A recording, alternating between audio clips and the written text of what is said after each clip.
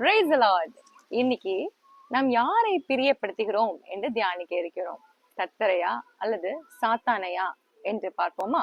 சங்கீதம் 19வது அதிகாரம் 14வது வசனத்தை நாம் வாசிக்கும் போது, என் கண்மலையும் மீட்பருமாகிய கர்த்தாவே, என் வார்த்தைகளும் என் இருதயத்தின் தியானமும் உமது சமூகத்தில் பிரீதியாய் இருப்பதாக. ரெண்டு காரியங்களை வைத்து நம்ம கண்டுபிடிச்சிடலாம் நம்ம யாரை பிரியப்படுத்தி கொண்டு இருக்கிறோம்னு. நம்பர் 1, வாயின் வார்த்தைகள் அதை வைத்தோம்.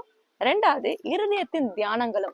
இதை வைத்து நாம் யாரை பிரியப்படுத்துகிறோம் என்று கண்டுபிடித்து விடலாம். வசனம் சொல்கிறது, துன்மார்க்கனுடைய வாயின் வார்த்தைகள் வஞ்சனம் உள்ளதாயும் அக்கிரம் உள்ளதாயும் இருக்கு. நம்முடைய நாவில் அக்கிரமும் வஞ்சகம் உள்ள சொற்கள் நம் நாவில் இருக்குமானால் நாம் சற்று தியானிக்க வேண்டும். நாம் யாரை பிரியப்படுத்தி கொண்டிருக்கிறோம்.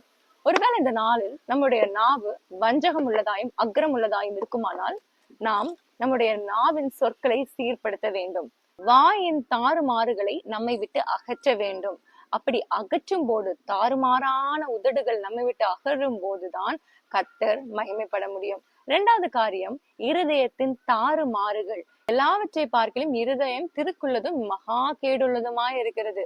மனுஷனுடைய இருதயம் கேடுள்ளதாகவே இருக்கிறது. சிறு வயது முதலே அவன் பொல்லாங்கானவைகளை சிந்திக்கிற மனிதனாக இருக்கிறான். ஆனா கர்த்தரை ஒரு மனுஷன் ஏற்றுக்கொள்ளும் போது அவனுடைய இருதயம் எப்படி மாறுகிறது என்றால் புது சிருஷ்டியாக மாறுகிறது.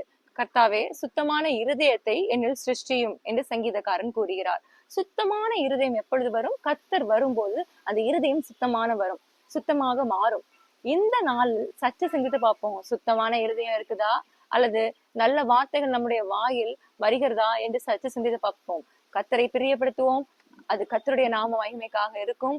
இந்த நாள் ஆசீர்வாதமான நாளாக அமையட்டும். God bless you. Amen.